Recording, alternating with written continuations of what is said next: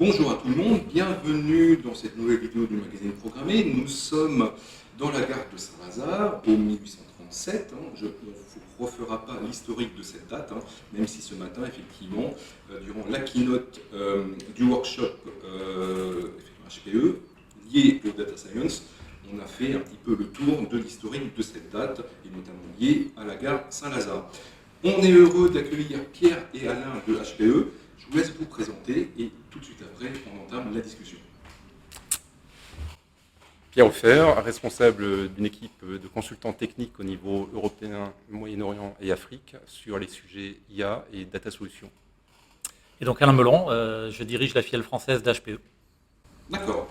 Alors, on est ce matin, donc, comme je l'ai dit, à la gare de Saint-Lazare, donc très connue à Paris évidemment, parce que vous organisez un workshop. Alors, ce n'est pas le seul workshop que vous organisez, c'est un workshop dédié avant tout au Data Science, qui se déroule dans d'autres villes, et aujourd'hui, 19 septembre, vous êtes en halte à Paris.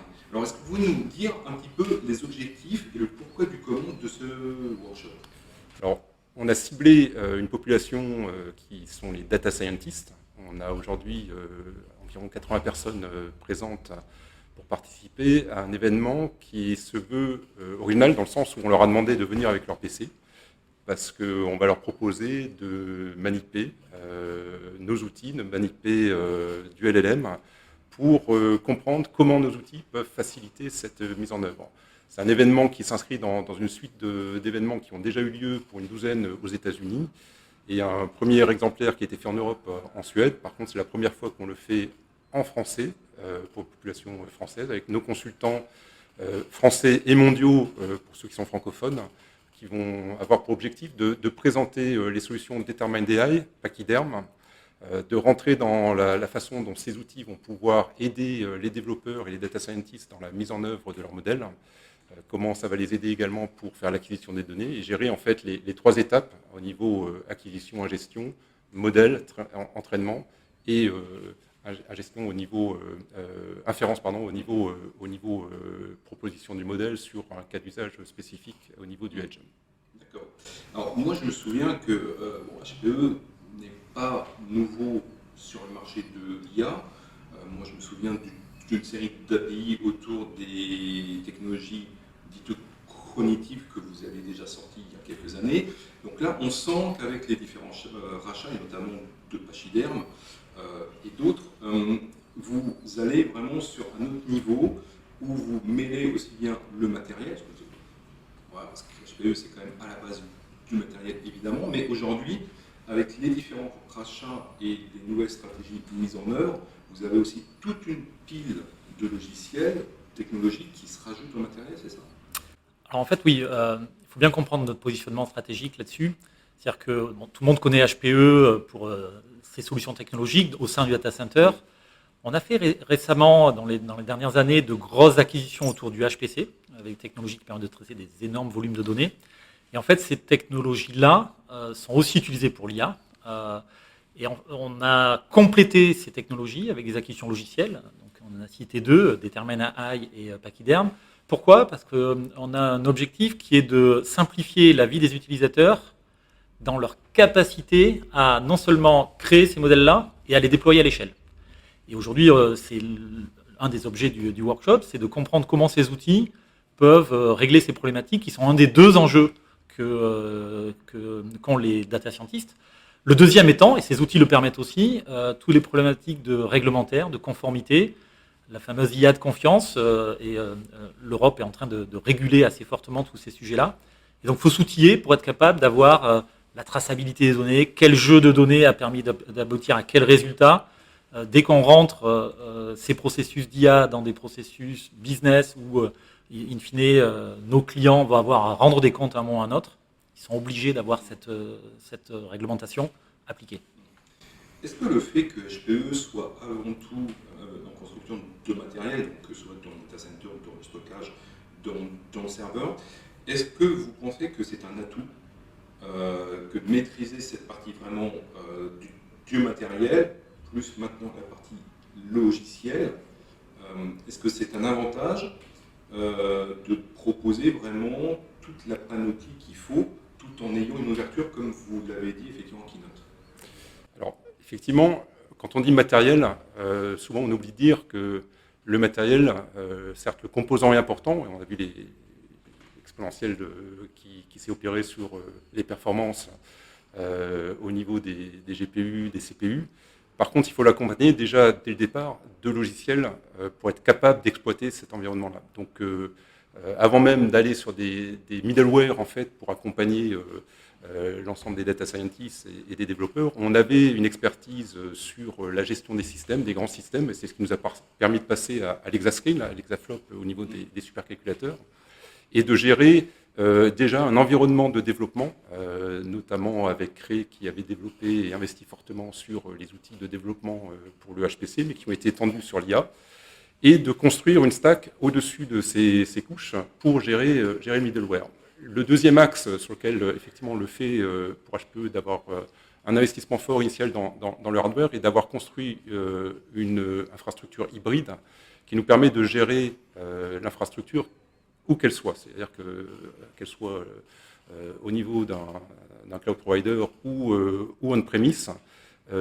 La couche GreenLake va nous permettre de banaliser l'infrastructure et de gérer un accès indépendamment de sa localisation, en interne, en externe. Et ça permet également pour typiquement un data scientist qui, lui, ne veut pas savoir où est son infrastructure et ne veut pas savoir comment elle est maintenue, comment elle est exploitée, d'avoir des outils qui vont faire le lien entre la couche basse physique, encore une fois dans le cloud ou on-premise, vers lui, sa seule question, c'est de savoir comment, quand je peux accéder au plus vite à mon nombre de GPU qui va me permettre de développer mon modèle. Et ça, effectivement, c'est une grande richesse pour HPE d'avoir la connaissance et la compétence sur tous les niveaux hardware et software qui relient cette fonction de développement aux couches les plus basses matérielles. D'accord. Alors, effectivement, aujourd'hui, quand on parle de GPT, de ChatGPT et d'autres solutions identiques, on parle avant tout effectivement des grands modèles de données. Est-ce que pour vous, c'est une évolution, on va dire, naturelle de ce qu'on connaissait déjà avant, ce qu'on appelait le big data, comme un terme qui veut tout dire, dire à la fois. On parlait de data warehouse, on parlait de data lake. Donc est-ce que pour vous, c'est une évolution parce que c'est pas forcément une nouveauté totale pour nous. Alors le point commun, c'est la data. Effectivement, l'enjeu, c'est déjà l'accès aux données. Et effectivement, nous, on investit énormément et on amène de la compétence à nos clients sur le data pipeline. C'est comment je construis soit mon data lake, soit quelque part mon repository de données, les aidant à formater les données pour qu'elles soient compréhensibles et interprétables par un même système, que ce soit la data structurée ou non structurée. Et donc ensuite, aujourd'hui, le LLM permet d'amener une dimension nouvelle en termes de taille et de volumétrie, un nombre de données très important, et sur lequel on s'est naturellement porté, avec notamment un partenariat fort avec la société Aleph Alpha, qui est une société européenne basée en Allemagne, mais qui travaille sur les différents langages et les spécificités du marché européen, dont le français, et qui répond aux enjeux qui vont arriver de façon très forte à partir du début de l'année prochaine avec l'AI Act, sur lequel le fait de produire un modèle basé sur un LLM va demander une certification. Le fait d'avoir cette compétence, ce partenariat, vont nous permettre d'accompagner les clients justement pour les aider à certifier leur modèle et à les amener sur le marché au plus vite, qui va être l'enjeu dans les prochains mois et notamment sur l'année 2024.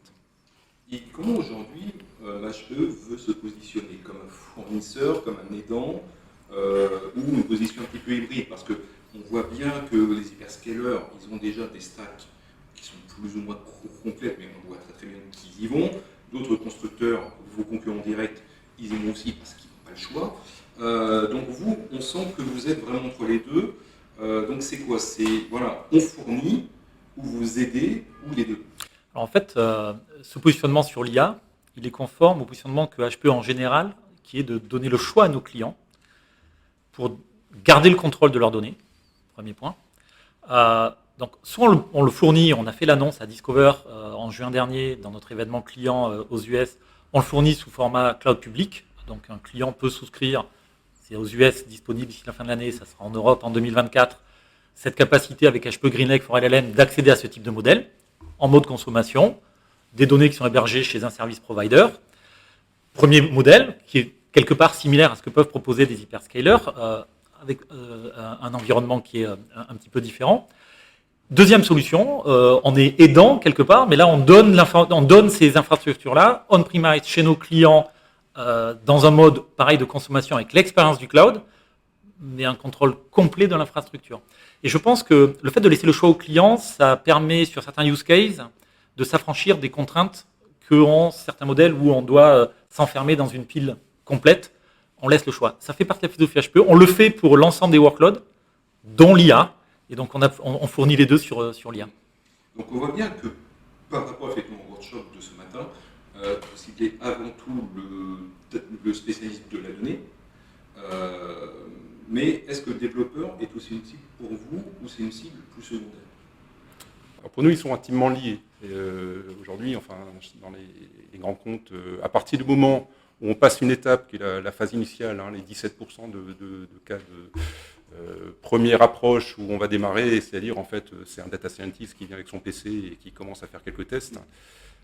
Très vite, on va avoir une organisation qui s'appuie à la fois sur des développeurs et sur des data scientists. L'un a besoin de l'autre, certes avec leurs compétences métiers verticales autour de la donnée, et l'autre pour construire le modèle, mais je dirais qu'ils sont très proches. Et effectivement, le fait aujourd'hui de cibler le data scientist, pour nous, c'est un moyen aussi d'atteindre le développeur. On a quelques développeurs, d'ailleurs, ce matin avec nous dans la salle.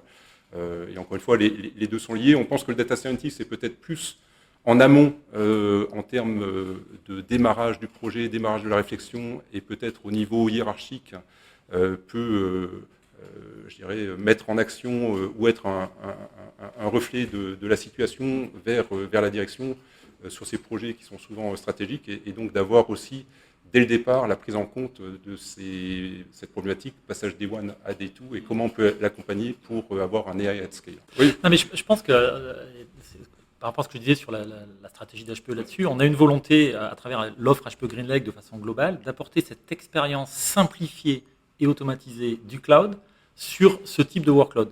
Après, que l'utilisateur, ce soit un développeur pour provisionner ses environnements ou un data scientist pour imaginer ses traitements ou lancer ses jobs, à la limite, les deux populations peuvent être concernées. Ce qui est important pour nous, c'est vraiment de simplifier cette expérience. Parce qu'on l'a vu, et aujourd'hui, c'est assez facile de voir la variété des outils qu'il y a autour de l'IA. On peut rapidement s'y perdre si on n'a pas un petit peu de guide, et on a vocation à être ce guide. D'accord. Alors, l'autre élément, effectivement, qu'on a un petit peu aperçu ce matin, c'était les problématiques de compute, donc de traitement et de puissance de calcul, que ce soit au niveau du cloud, que ce soit au niveau des serveurs, type HPC ou autres, ou vraiment du local, mais vraiment du local. Donc là, on est plus dans du edge. Comment vous positionnez? Est-ce que vous êtes vraiment côté cloud et côté gros serveur, ou est-ce que le edge, c'est aussi pour vous une approche intéressante au niveau de marché et donc au niveau des bons que vous pouvez faire? Alors, en fait, là-dessus, clairement, on regarde les deux. Et on a évidemment une position très forte sur la partie supercalculateur, data center, je dirais de fait de notre historique. Mais on voit que de plus en plus, le volume de données à traiter, tous les modèles d'inférence, ils sont distribués, déconnectés, ou en tout cas moins bien connectés que ce qu'il peut y avoir dans le data center. Et donc on a créé des serveurs même spécifiques pour faire tourner ces modèles d'inférence localement, spécialisés pour l'analyse vidéo, spécialisés pour l'analyse de la parole, par exemple. Donc, avec des éléments de ce type-là. Pourquoi? Parce que nos clients ont de plus en plus de use cases où transporter les données, ça représente un coût, une empreinte carbone également, ce qui est un sujet de préoccupation qui est réel. Et du coup, on évite de transporter la donnée et on veut plutôt donner la possibilité de le faire avec le minimum de latence, avec des accès en temps réel sur ces données-là, le plus près possible de là où elles sont créées et consommées par l'utilisateur. Est-ce que pour vous, les problèmes au niveau de ces masses de données, qu'elles soient structurées ou non structurées, ça c'est pas le souci, c'est quoi? C'est le stockage, c'est comment vous faites l'inférence. L'inférence exige quand même un très très gros traitement, très lourd en général, mais l'inférence s'appuie sur le stockage. C'est toutes les phases. Hein. La donnée, encore une fois, elle est présente sur l'ensemble des étapes. Et le stockage est clé. Ce qu'on voit beaucoup maintenant est lié effectivement aux accès cloud, c'est la problématique de la performance, être capable de traiter un très grand nombre de données dans un temps restreint. les protocoles utilisés pour pouvoir accéder à cette donnée dans le cloud, et avec des accès directs, avec des certifications qu'on peut avoir, notamment avec NVIDIA, GPU Direct, qui est un élément important qui va nous permettre d'accéder à la donnée très rapidement. S3 pour avoir un accès, un protocole qui puisse accéder aux données dans le cloud. Donc c'est une combinaison d'ouverture, de performance, et sur lequel on est aujourd'hui très bien positionné à la fois au niveau de l'inférence du edge avec des systèmes de stockage embarqués, mais également sur les gros systèmes avec des systèmes aujourd'hui qui montent jusqu'à 700 pétaoctets, si on regarde le système frontière qui est en partie utilisé sur des GPU et sur lequel la problématique de performance est au cœur du système. Et lié à ça, également la partie réseau et file system associé sur lequel HPE investit massivement, avec Slingshot pour des réseaux dédiés pour la gestion de fichiers parallèles, ou alors de façon plus classiquement avec Aruba sur les environnements au niveau du edge pour gérer l'accès à la donnée. Notre point intéressant, c'est qu'aujourd'hui, on comprend que dans ces modèles-là, on ne peut plus faire du propriétaire. Aujourd'hui, vous mettez en avant l'aspect open source, mais au-delà de ça, c'est chercher le ou les standards ou les grosses technologies qui s'imposent, si j'ai tout compris. Oui, tout à fait. L'open source, ça nous permet d'adresser un ensemble de développeurs sur lequel HPE n'aurait pas la force de développement, de partager des standards pour s'assurer qu'on soit écouté et qu'on soit au cœur des systèmes d'information, et ensuite les solidifier, d'en avoir une version enterprise, pour permettre que ces systèmes qui sont déployés au niveau d'une grande entreprise puissent être maintenus avec un engagement en termes de SLA, de disponibilité, un engagement en termes de versionning, et sachant qu'il y a une interconnexion forte entre les différents systèmes matériels logiciels, et s'assurer qu'on ait cette interopérabilité entre chacun. D'accord. Et si on veut démarrer avec vos outils, ça se passe comment ?